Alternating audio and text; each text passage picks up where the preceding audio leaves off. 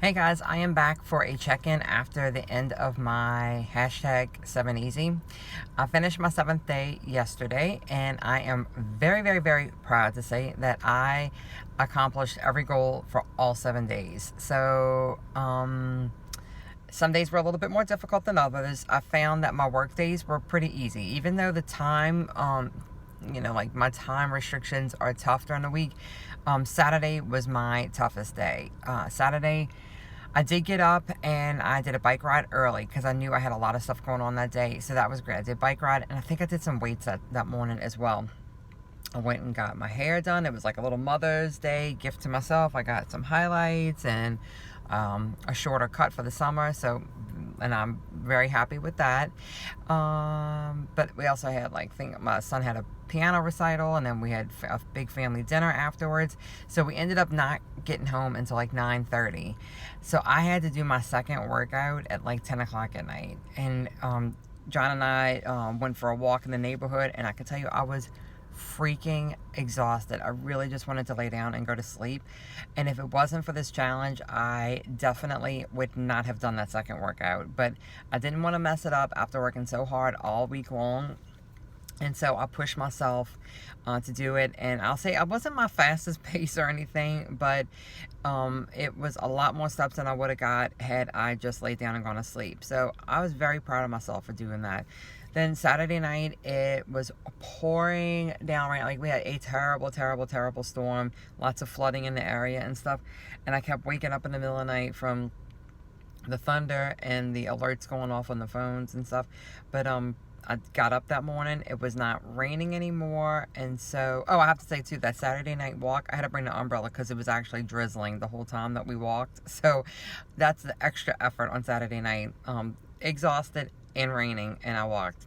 But I got up Sunday morning and did a bike ride. I was trying to think what I did. Yeah, I did a bike ride.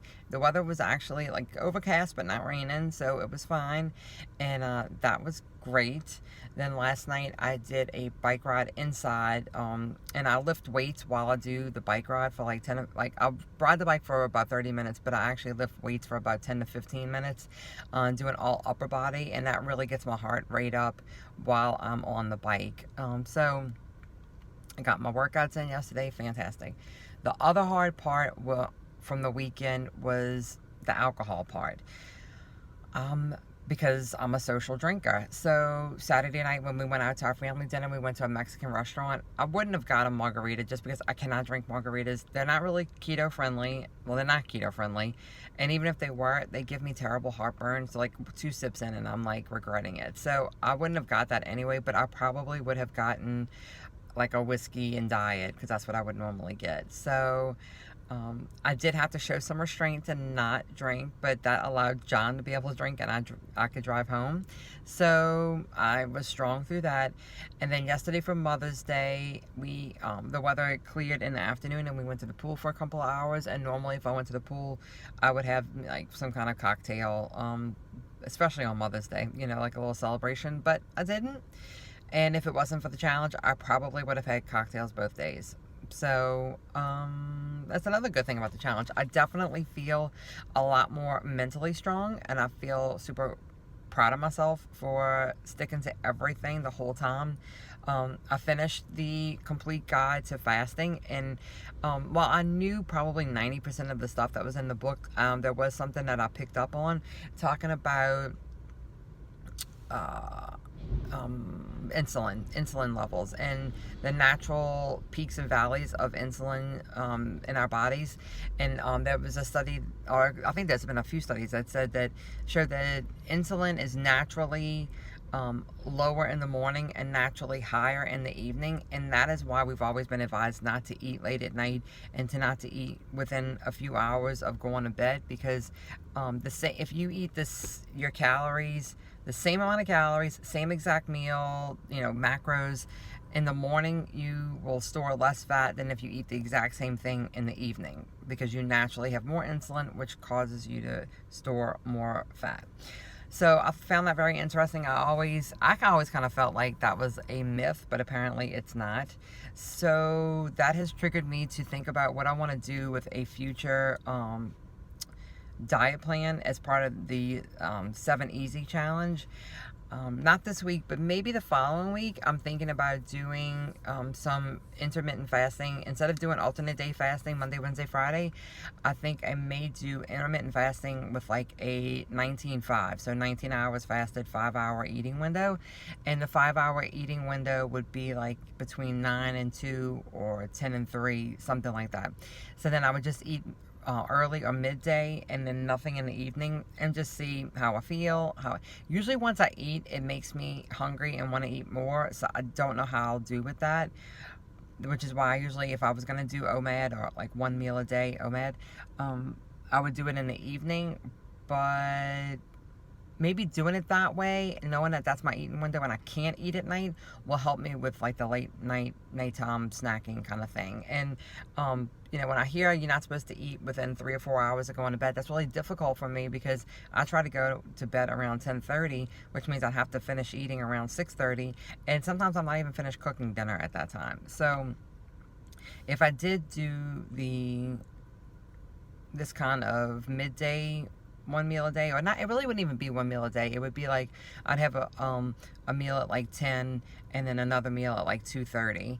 So it'd be like a late breakfast and a late lunch, and then no dinner, instead of skipping breakfast. But that could help me, like, just know I can't eat at night, and I just don't, and I don't know. We'll see. So, weight-wise, I did weigh myself this morning, and I was about the same as what I was a couple of weeks ago when I weighed. So, no big significant weight loss, but I do feel a bit leaner, and it's...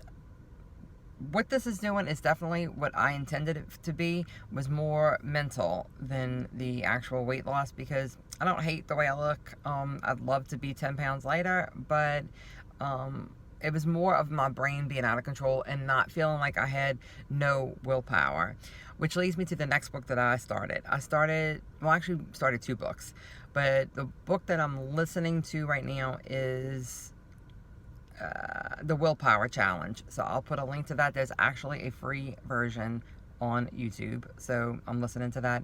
And then John bought me a book for Mother's Day, and he is actually reading it to me, and that is, I believe it's called The Keto Diet. No, the keto fasting. It's by Dr. Mercola. I'll find it and I'll put that link in the description as well. But so he read that to me yesterday. We read 10 pages, no, probably a little bit more than 10 pages yesterday, and I am working on an hour of listening to the Willpower book now. So got 2 things going. This week will be a challenge. I don't know if I will be able to complete the 7 days, because I am traveling Tuesday, Wednesday, and Thursday, but I do have a mental plan on how to execute the outside activity. And the diet for this week, I am doing fasting today. I don't know if I'll do it for the rest of the week, but my minimal is to stick to my keto and stick to less than 20 grams of carbs. So that's very easy for me. I'm not very concerned about that, even with traveling. I just don't know if I can do fasting on Wednesday and Friday because of the traveling. And if I can't, and then I'm not worried about it, as long as I stick to less than 20 carbs. Awesome. So, all right, I will give an update next week on how I did during this traveling week, and tell you what my plan is for the following week. All right, bye guys. Have a great week. Go out and make it happen.